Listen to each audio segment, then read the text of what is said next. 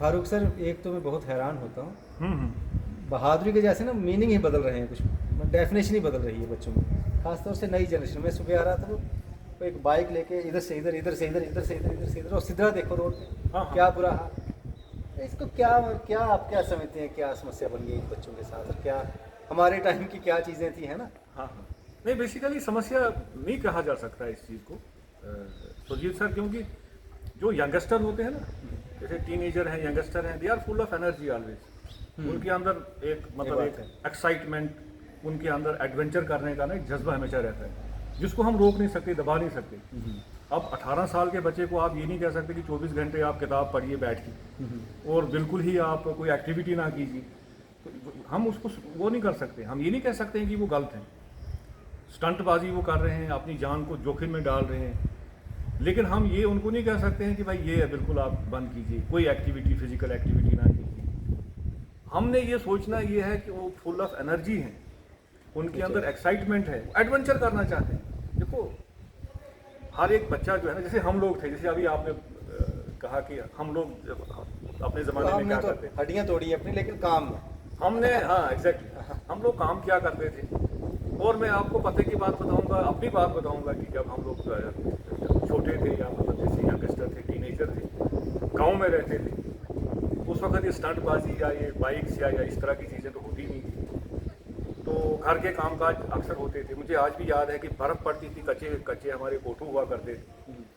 तो जब रात को बर्फ़ पड़ रही है तो हमें ये मालूम होता था कि सुबह जो है बर्फ़ हमने जाके उठानी है अपने कोठू से, वरना वो पानी टपकना शुरू हो जाता था।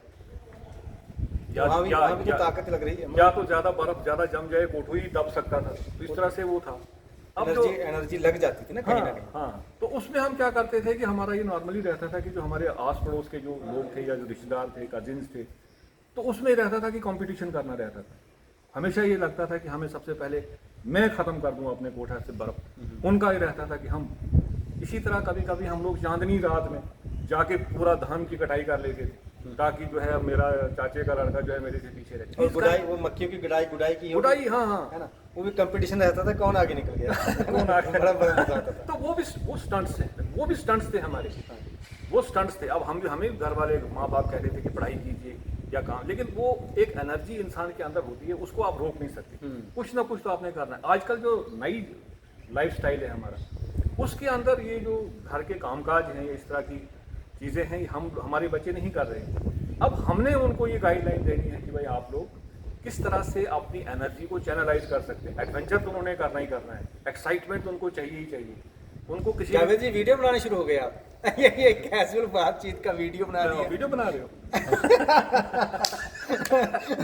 वो सोच रहे हैं फारूक सर और सुरजीत सर बात कर रहे हैं, चलो इसको कैप्चर कर लो, ठीक है, अच्छी बात है। चलो ठीक कर लो। बात है, लेकिन फिर चलो, फार्मल फार्मल हो जाइए थोड़ा सा। हाँ चलो कोई बात नहीं। ये हमारे सुरजीत होश बटसली सर हैं, ये हमारे जो हैं कल्चरल सेल के एक शहंशाह हैं, तो चलो इसको फॉर्मली कर देते हैं। अब आप थोड़ा सा मुझे बताइए सर कि आपकी नज़र में क्या, कैसे इसको चैनलाइज किया जा सकता है बच्चों को, कैसे, क्योंकि बहुत सारे बच्चों की जानें भी चली गई इसमें स्टंटबाजी में। बहुत बहुत बुरा और हाल। पेरेंट्स जिन्होंने अपने बच्चों को पाला होता है, जो उनकी खुशी के लिए वो बाइक्स वगैरह देते हैं उनको, लेकिन ये कभी आशा नहीं रखते कि ये जो है इतनी मतलब अपने लगते जिगर को इसमें वो खो दें। हाँ, पुलिस भी देखो ना, कितनी बार पुलिस भी कोशिश करती है कि रोका जाए, पर कहाँ कहाँ पुलिस लगेगी? हाँ हर जगह ना नहीं, लग पुलिस से आप लोग कोई भी क्राइम हो, कोई भी, पुलिस पूरी सोसाइटी को कंट्रोल नहीं कर नहीं कर सकती। सकती। ये तो हमारा एक जैसे टीचिंग कम्युनिटी हमारी है, क्लासरूम के अंदर जो हम लोग तरबियत देते हैं बच्चों को, वही सबसे ज़्यादा कारगर साबित हो सकती है। तो ये योग का जो है ना, या एक्सरसाइज का एक माहौल बन रहा है, वो भी धीरे धीरे, है ना? चलो, रामदेव जी का इतना हमें शुक्रिया करना चाहिए हाँ, कि हाँ। हाँ, योग को उन्होंने सार्वजनिक कर दिया, हाँ, हर एक आदमी के पास हाँ। पहुंच गया। मेरे ख्याल से ये भी एक पेंटअप एनर्जी के लिए ये चीज़ें, या गेम्स वगैरह की, और अगर मुड़े बच्चे तो वो ज़्यादा ठीक रहेगा। बहुत इससे, बढ़िया कहा है आपने। ना? जैसे गेम्स की तरफ बच्चों का नॉर्मली जो है ना, स्पोर्ट्स, इसकी तरफ जब बच्चा जाता है ना, मुझे याद है जब हम लोग क्रिकेट खेलते थे, तो जब दिन को बच्चा क्रिकेट खेलता है ना, चाहे वो हारे या वो जीते, वो रात को भी उसी में मगन रहता है कि आज मैंने अगर जीता है वो तो उसमें खुशी में रहता है, अगर वो हार जाता है स्पोर्ट्समैन उसमें मेंटली इन्वॉल्व रहता है। उससे क्या होता है कि वो डिस्ट्रैक्ट नहीं हो सकता।